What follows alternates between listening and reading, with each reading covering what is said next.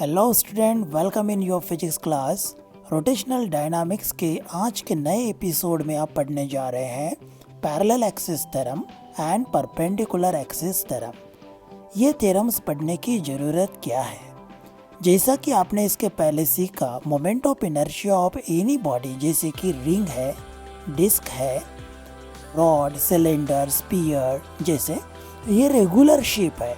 इनका moment of inertia by integral method about their axis of symmetry निकालना आसान है, मगर एक्सिस ऑफ सिमेट्री के अलावा यदि कोई दूसरा एक्सिस हो तो ऐसे समय में ये मुश्किल हो जाता है। और यही वजह है कि हम ये दो थ्योरम्स पढ़ने जा रहे हैं। तो चलिए देखते हैं इसमें से सबसे पहला थ्योरम पैरेलल एक्सिस थ्योरम।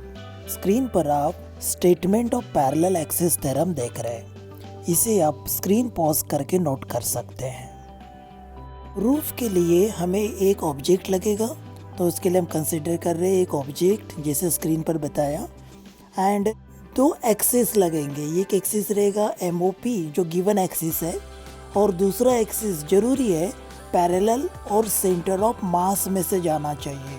यहाँ पे वो ACB है, where C be the center of mass of the body, H be the distance between the two parallel axes. See, this is shown in figure. अगर आपने अब तक के हमारे इस प्लेलिस्ट के सभी वीडियोस देख लिए तो आपको पता है मोमेंट ऑफ इनर्शिया निकालने के लिए हम सबसे पहले इनफाइनाइटली स्मॉल एलिमेंट dm को कंसीडर करते हैं, फिर dm इंटू डिस्टेंस स्क्वायर का इंटीग्रेशन करके बॉडी का moment of inertia about given axis of rotation calculate करते हैं। तो सेम टेक्निक यहाँ भी यूज़ कर रहे हैं। आप देख रहे हैं पॉइंट D पर एक छोटा सा एलिमेंट dm कंसीडर किया गया है। इसे हम डेरिवेशन में कुछ इस तरह से लिखेंगे, consider dm has infinitely small element of mass at point D।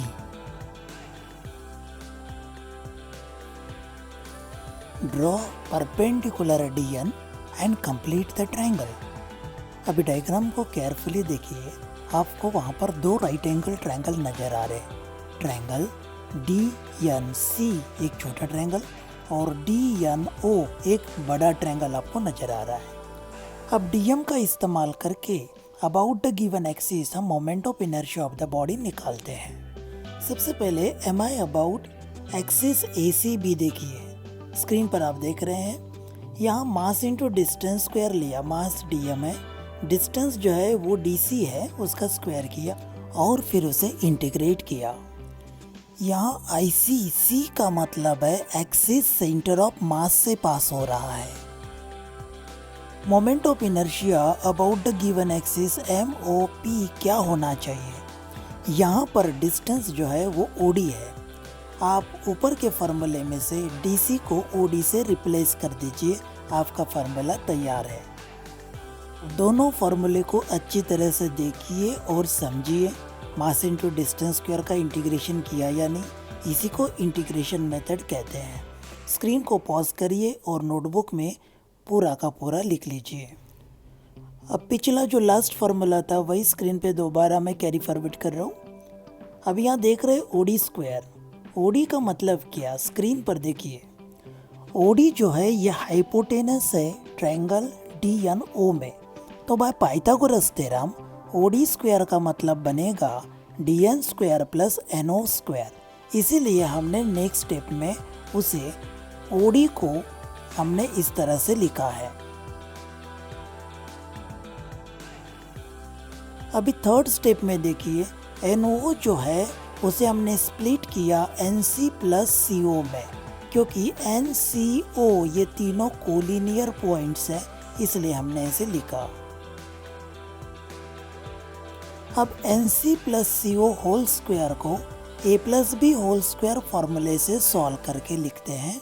चलिए देखिए, स्क्रीन पर आपको ये जवाब मिला। DN square plus NC square को केयरफुली देखिए, ये दो परपेंडिकुलर साइड्स के स्क्वायर का सम है, और ये ट्रायंगल है DNC। तो बाय पाइथागोरस थ्योरम ये बनना चाहिए DC स्क्वायर। तो देखिए बना कि नहीं। अब हम देखते हैं CO को। डायग्राम में देखिए CO मतलब डिस्टेंस बिटवीन टू एक्सिस है and that is equal to h। तो हम इस स्टेप में CO को h से रिप्लेस कर दिए। अभी इंटीग्रेशन करने के लिए हम सभी टर्म्स को सेपरेट कर देते हैं। अभी हाईलाइटेड टर्म की तरफ अपना ध्यान रखिए। चलिए देखते हैं पहले। अभी जो फर्स्ट टर्म है वो मोमेंट ऑफ इनर्शिया IC है और जो लास्ट टर्म है इंटीग्रेशन ऑफ dm वो total mass of the body capital M है। अब जो मिडल टर्म है वो गौर से देखिए। ये टर्म बता रहा है कि mass distribution about centre of mass symmetric होता है, इसलिए ये इंटीग्रेशन का वैल्यू 0 होना चाहिए। Now substituting all these values, we get the final answer. I0 equal to IC plus MH square, which is our final result. अब आप इस स्टेटमेंट को वापस से देखिए। अब I is equal to मतलब क्या हुआ? Moment of inertia of an object about any given axis is का मतलब इक्वल टू है। is क्या है? सम है ना दो टर्म्स का। किस दो टर्म का? तो पहली टर्म देखो, is the sum of मतलब पहला वाला its moment of inertia about an axis parallel to given axis and passing through its center of mass मतलब IC and का मतलब प्लस सिंबल दिया हमने। प्रोडक्ट ऑफ मतलब मल्टीप्लिकेशन कर रहे दो टर्म का, किनका? Product of mass of an object मतलब capital M and square of distance between two axes मतलब h स्क्वायर। अभी इसका मीनिंग समझ में आ गया। चलिए तो फिर आगे बढ़ते हैं नेक्स्ट थ्योरम की तरफ, परपेंडिकुलर एक्सिस थ्योरम। स्क्रीन पे स्टेटमेंट देख रहे हैं आप परपेंडिकुलर एक्सिस थ्योरम का। आप देख रहे हैं moment of inertia of laminar object. Laminar का मतलब होता है जैसे थिन यूनिफॉर्म डिस्क हो गई या प्लेट हो गई या पेज ऑफ पेपर हो गया, इसको हम लैमिनर बॉडी या लैमिना कहते हैं। About an axis perpendicular to its plane बोला, मतलब आप z एक्सिस देख रहे फिगर में वो perpendicular to plane of the lamina है, ठीक है। Is the sum of moment of inertia, इसका मतलब है ये टोटल है दो मोमेंट ऑफ इनर्शिया की about two mutually perpendicular axis in its plane, अर्थात Ix प्लस Iy ये हो जाना चाहिए equal to Iz। All the three axis are being concurrent, इसका मतलब है तीनों के तीनों एक्सिस एक दूसरे को एक ही पॉइंट पे इंटरसेक्ट करते हैं, जैसे कि पॉइंट O। चलिए तो प्रूव करते हैं परपेंडिकुलर एक्सिस थ्योरम को। Figure shows a rigid laminar object able to rotate about three mutually perpendicular axis x, y and z. Axis x, y lies in the plane of lamina, you can see in the figure, while axis z is perpendicular to plane of the lamina. ये जरूरी है x and y axis को plane में रहना, कोई भी दो axis lamina की प्लेन में मौजूद रहना ही चाहिए और एक axis perpendicular. Lamina is able to rotate about x, y and z axis. अब आपको पता है moment of inertia of lamina निकालने के लिए हमें एक स्मॉल एलिमेंट dm कंसिडर करना होगा। Let us consider a mass element dm at any point p। Okay, तो x और y ब्रैकेट में उसके कोऑर्डिनेट्स बताए xy प्लेन में।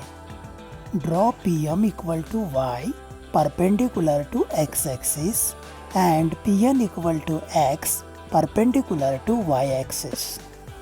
Please see in the diagram, dm का डिस्टेंस x एक्सिस से y है और y एक्सिस से x है, और इसी तरह से from the geometry of figure we may get OP square equal to y square plus x square. अगर Ix, Iy, Iz ये moment of inertia of the body है about x y z axis, तो हमें क्या मिलेगा? चलिए देखते हैं। Ix equal to integration of y square dm, ये वही इंटीग्रेशन मेथड है जिसको हमने पहले आपको समझाया था। Similarly Iy equal to integration of x square dm, and iz equal to integration of y square plus x square of dm. The bracketed quantity is the value of OP square which we have discussed earlier.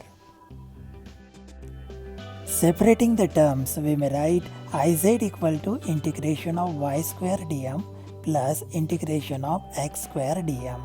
तो ये जो दोनों terms है आपको क्या लग रहा है, क्या ये ix और iy की वैल्यू तो नहीं? Definitely, and here is a final result. चलिए वीडियो करते यहीं पे वाइंड अप। पसंद आया तो लाइक करिए, सब्सक्राइब करिए और दोस्तों के साथ शेयर करना ना भूलें।